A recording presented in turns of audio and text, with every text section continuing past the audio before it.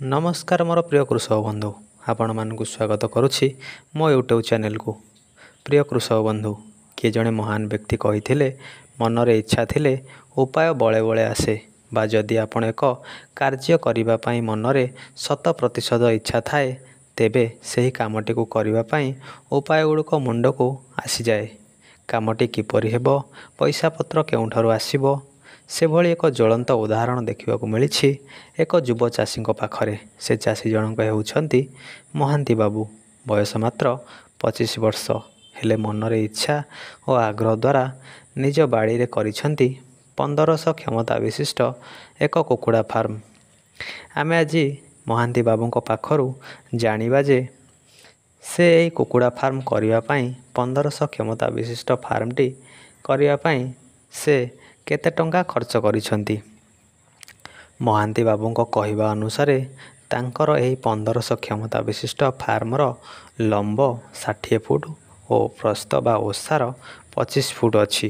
तांकर केउ सबु बाबद को केते टंका खर्च होईछि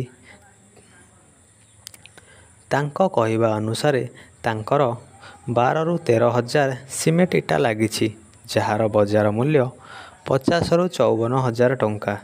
सिमेंट लागिछि कांथ जोड़े तल मेजिया और प्लास्टर सह 100 बस्ता, जार बजार मूल्य जदि आमे 400 टंका हिसाब से देखा ताहले 40,000 टंका।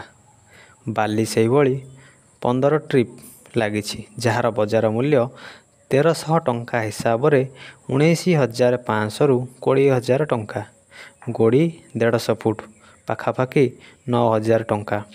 मिस्त्री और लेबर मजूरी नियो खोला ठारू आरंभ करी प्लास्टर मेजिया पर्यंत 30 ରୁ 35,000 टंका लागिछि।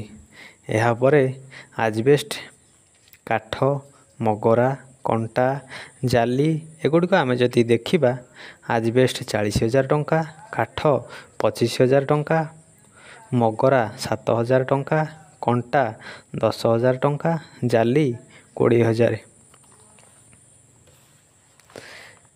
एवं बढ़ई मजूरी 15,000 टंका लागिछि। एही समस्त खर्च गुड़ी को आमे जदि जोड़ी देबा तेबे आमर पाखापाखि 2,75,000 ରୁ 3 लाख टंका खर्च होईछि। एवं एहा परे अन्यान्य खर्च अछि जेमिति फार्म रे कुकुड़ा मानक खाइबा पई ड्रिंकर आउ फीडर एवं एहा परे इलेक्ट्रिक कनेक्शन एमिति आउ 60 ରୁ 70,000 टंका अधिक खर्च होईछि। आमको 3,70,000 टंका खर्च होइजिवो। तेबे प्रिय कृषक बंधु ए तो थिला महांती बाबू फार्मर संपूर्ण खर्च। से केते टंका खर्च करथिले तांको फार्म करबा पई।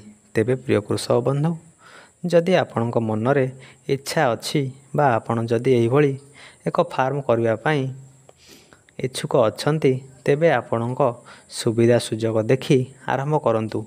जदि आपणको एही सूचनादायी भिडियोटी भल लगी थाए तेबे भिडियोटी को निहाती भावे लाइक करंतु एवं चैनल को सब्सक्राइब करंतु एवं आपणक मतामत निहाती भावे कमेंट बॉक्स रे लिखंतु। आज पई एतिकी रहिली। नमस्कार। जय जगन्नाथ।